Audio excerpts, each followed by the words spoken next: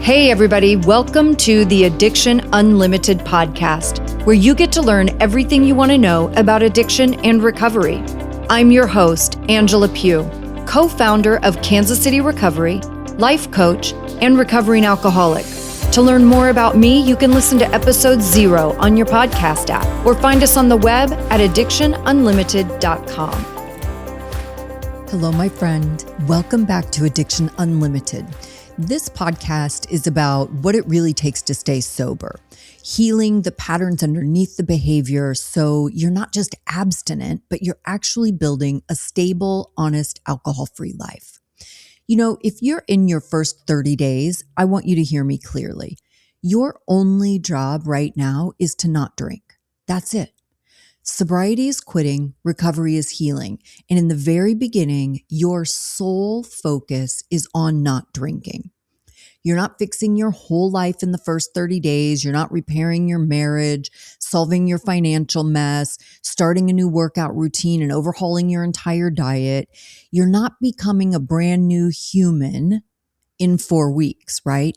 You're building the muscle of not drinking, period. In early sobriety, everything you do, everywhere you go, every person you hang out with has to be filtered through one question. Is this a step closer to sobriety or a step closer to a drink? That is a powerful decision filter. And this is where tools come in because willpower is not enough. You need tools in the sober stage, and you continue to need them as you cross the bridge into the recovery stage. And I want to tell you why I'm doing this episode, because I don't think most people actually understand what tools are. We say it all the time, build your toolbox, use your tools. What tools are you going to use? But then I'll ask one of my clients in a session, I'll be like, what tools are you going to use right now? And it's like I get a blank stare. So I feel like people don't really get what tools are. So let's fix that. A tool is anything that helps you cope with, manage, and regulate your emotions without reaching for a drink. Let's say it again. Anything that helps you cope, manage, or regulate what you're feeling without alcohol is a tool. Tools aren't just meetings, journaling, therapy. Tools can be breathing differently, delaying a decision, going for a walk, texting someone before you spiral, getting 8 hours of sleep. Tools can be planning your week so you're not white knuckling Friday night. The truth is, recovery, real recovery, is going to trigger things.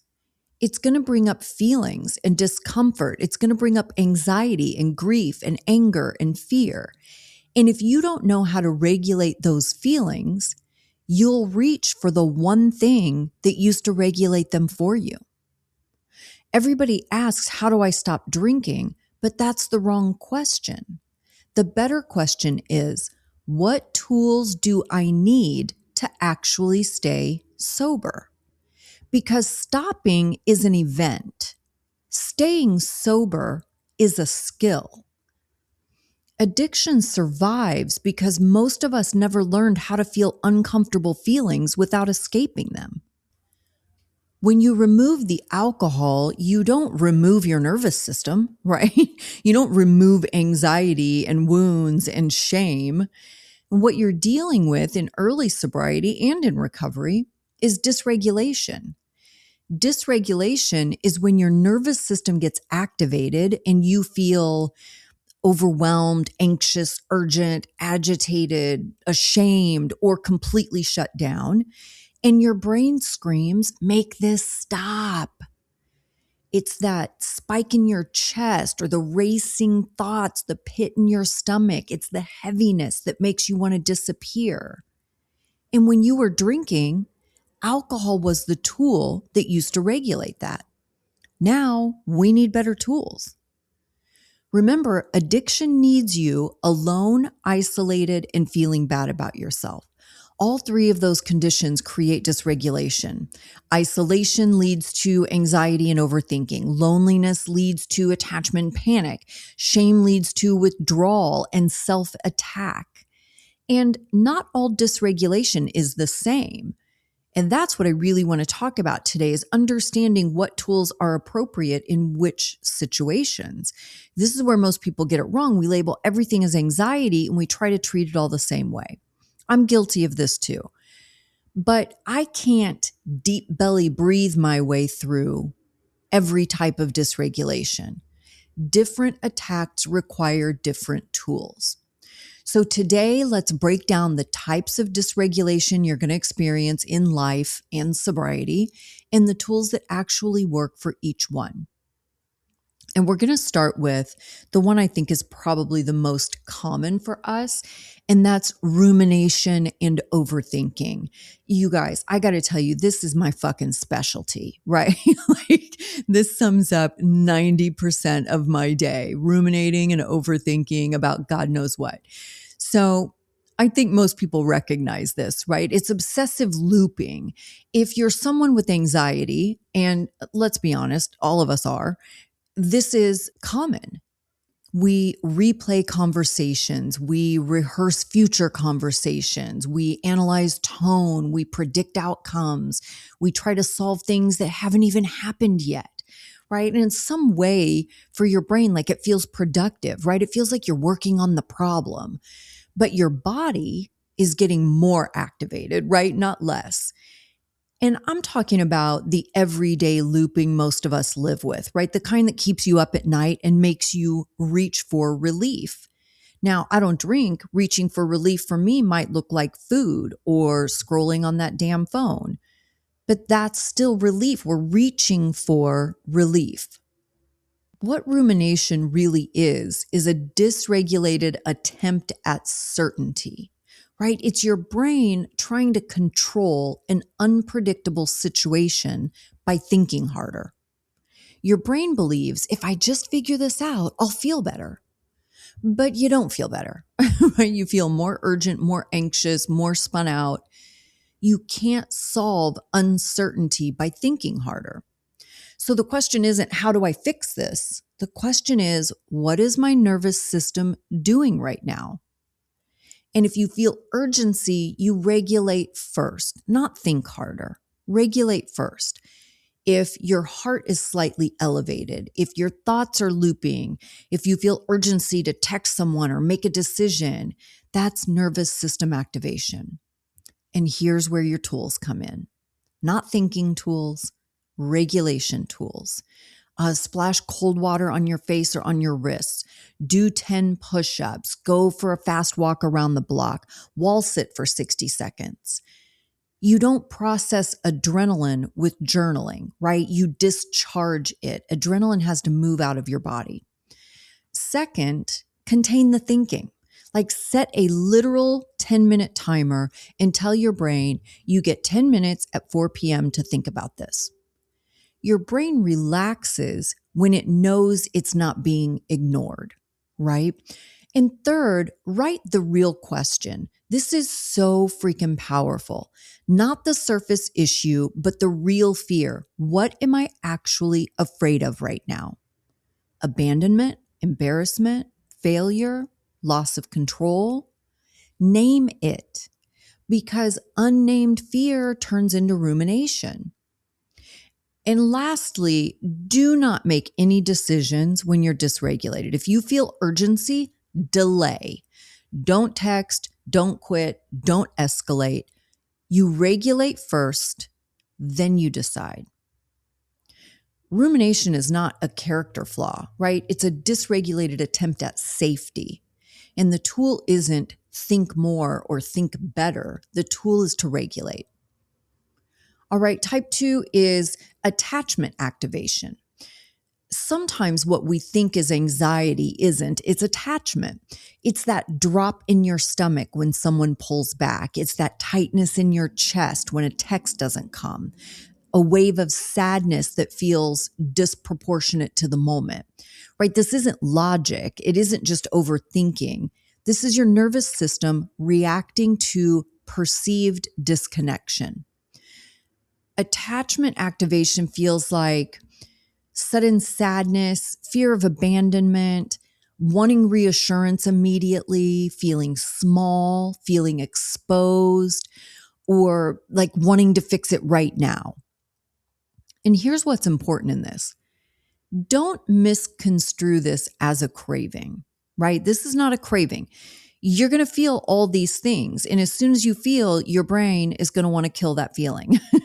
And we think that means craving because your brain thinks of alcohol. Your brain thinks of alcohol because it's the only tool it has been using, right? Your brain wants relief. It doesn't give a fuck if it's alcohol or not. So don't misconstrue these things as a craving.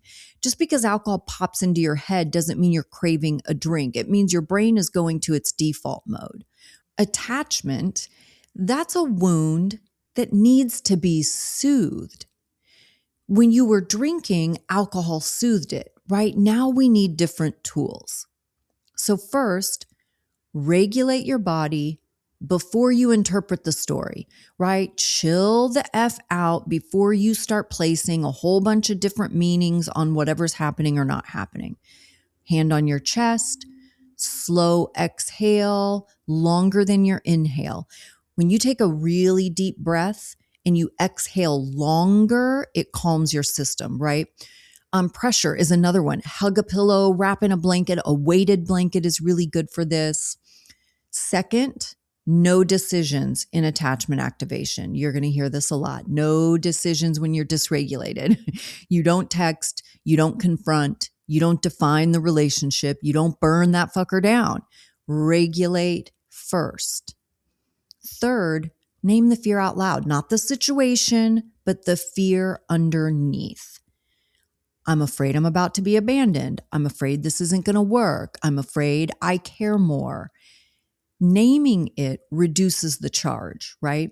And finally, connect, not to fix the situation, to regulate your nervous system. Call someone safe and say, I'm fucked up right now. Not they did this and they said that and I feel blah, blah, blah. We don't need to emotionally vomit all over our friends, right? There's a time and place for that, but it's not when you're activated. Just say, I'm having a situation. My anxiety spiked. I need a calm person to help me calm. Say something funny. Do something. What's going on in your day, right? Attachment dysregulation doesn't need problem solving. It needs soothing.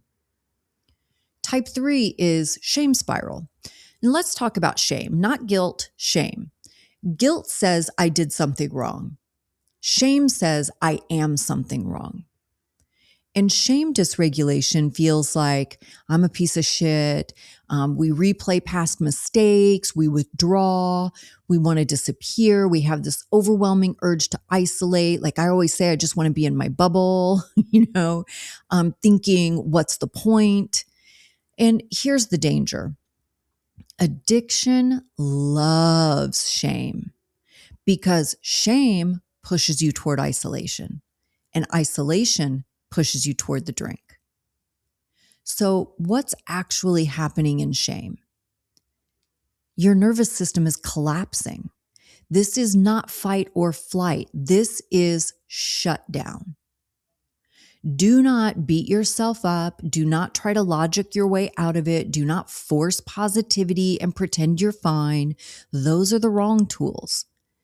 The right tools are, first, move your body. Shame is heavy. You need movement to shift that state. Second, exposure.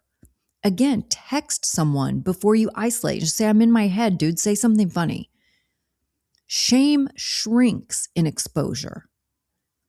Third, make a micro commitment. Do one small responsible thing, one email, one load of laundry, one workout, one meeting. Action rebuilds self-trust. And fourth, do a little inventory without any self-attack, right? Do an inventory like what happened, what can I do differently? No character assassination, right? Just take an inventory of what happened and how you handled it and how you felt about how you handled it, how you could have improved, how you could have stayed calm. Just a simple inventory. Not, I'm a piece of shit. I can't believe I did that or said that. I should be better at this by now. None of that. Shame is not proof that you are broken. It's a dysregulated state. And the tool isn't punishment. The tool is reconnection and action. Type 4, My personal favorite, understimulation or restlessness, right? Something you might refer to as boredom. Now, this does not get enough airtime in recovery, understimulation. Not every craving is pain. Some cravings are boredom. Some cravings are a nervous system that is under-engaged. Understimulation feels like restlessness, irritability, flatness, craving drama and chaos, picking fights, endless scrolling, feeling like, what's the point? And I'm going to share something personal with you. I have a brain that requires a lot of stimulation. I am always learning something new, challenging myself, researching the life out of things, building something, creating something, optimizing something. I need a lot. That's not pathology. That's just how my nervous system is wired. Now, here's the connection. Addiction, anxiety, depression, and ADHD all involve the same core brain systems. The systems that regulate reward, motivation, stress response, and emotional regulation. They all overlap. That doesn't mean one causes the other, but it does mean they share circuitry. This is the wiring that makes reward feel so powerful, which is how we get taken hostage by alcohol, because that reward feels so powerful. And it's the wiring that makes regulation feel hard. So if your nervous system runs hot, meaning you feel deeply, think intensely, crave novelty, react strongly to stress, it's not surprising if anxiety, ADHD traits, mood struggles, and addiction will all show up in the same life, right? And alcohol is a very efficient stimulation tool. It spikes dopamine, it shifts your state instantly, and it turns flat into interesting. So when you remove it, you don't just lose a habit, you lose stimulation. And flat can feel intolerable. So what do people do? They create chaos. They pick fights, scroll for hours, romanticize old behavior, sabotage something stable just to feel something. That's not self-destruction. It's understimulation. And the tool is not to shame yourself. The tool is intentional stimulation. If you have a brain like mine, you cannot build a small, quiet, under-engaged life and expect sobriety to feel sustainable. You need challenge and growth and learning. You need movement, projects. You need to lift something heavy, start something ambitious, stretch yourself. Some of us just didn't get the chill, middle-of-the-road nervous system. We got the high-performance, high-stimulation model. And high-performance systems require intentional regulation, because sobriety without stimulation will feel suffocating. And suffocation is dangerous in recovery.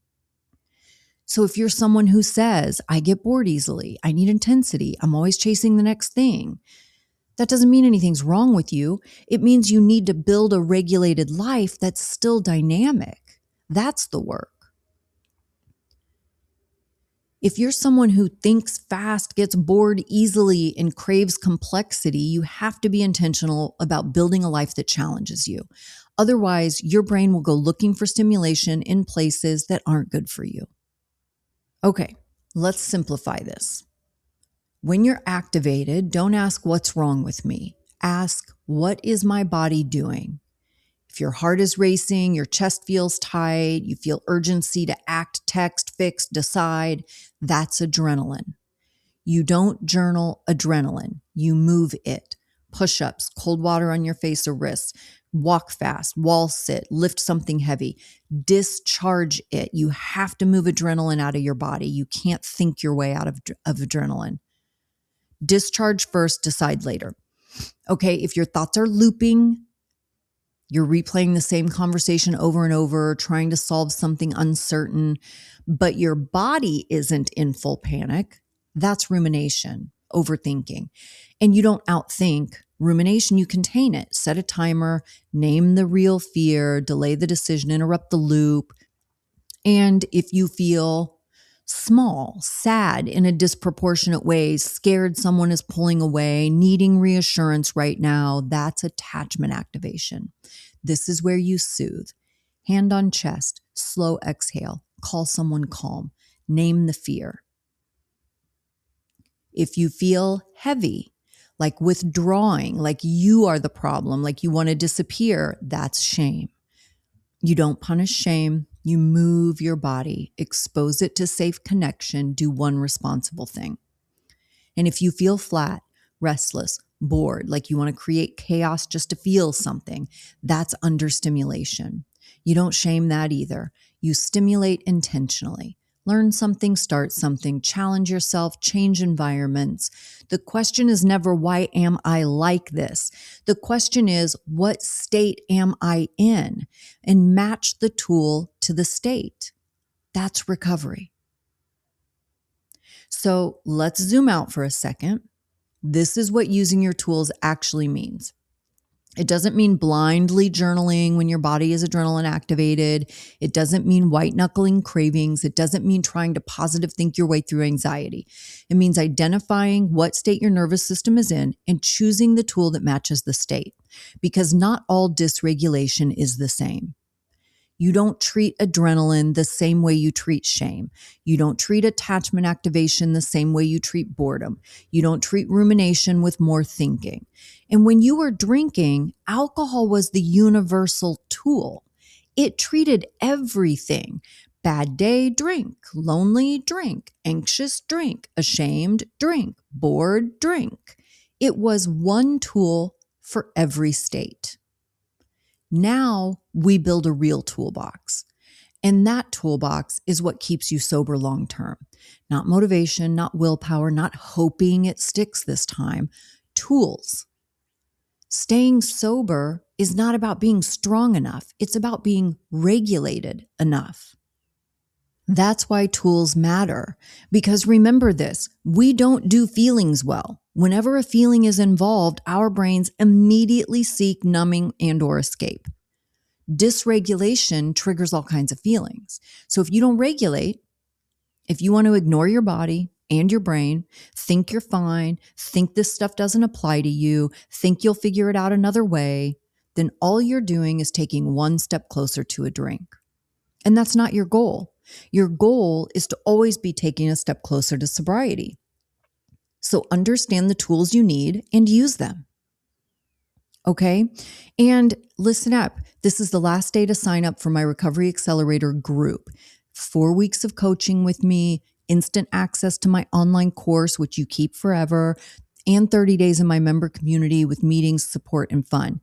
You told me you want help, but aren't ready to commit to the price tag of private coaching because you're scared you'll drink again. So I created a bridge between doing it on your own and doing full-on private coaching with me. The best of both worlds, and by far the least expensive way to work with me. And we start Saturday, March 7th, 2026. addictionunlimited.com/accelerator. I will link it in the show notes. Do not hesitate. Today is the last day to sign up. Wednesday, the day the podcast comes out, last day to sign up for this group. And if you want to work with me and aren't sure what the options are or what level of support is right for you, where you are in your journey, then book a call with me and let's figure it out together. We'll talk through what's going on for you, what your goals are, what feels right for you, and we'll get you going in the right direction. And you can do that at addictionunlimited.com/call. Of course, all of that stuff will be in the show notes. I hope you loved this episode about tools. I really wanted to do this for you because it's so hard. Like, I think some people get caught up in just the tools that everybody talks about all the time: journal, meditate, walk, exercise, whatever. And you forget that like there's a whole plethora of other tools, and what tool you use depends on what state you are in, right? It's really important to match the tool to whatever you're going through. So I hope you love this. I hope you're having a fantastic day, and I will see you next week. You've reached the end of another great episode of the Addiction Unlimited podcast. Candid and honest conversation about addiction and recovery. Be sure to visit us at addictionunlimited.com to join the conversation and access show notes and links to everything we talked about. Love this episode? Please take 30 seconds to subscribe, rate, and review on iTunes to help us improve and give you the information you want. Thanks for listening. See you next week.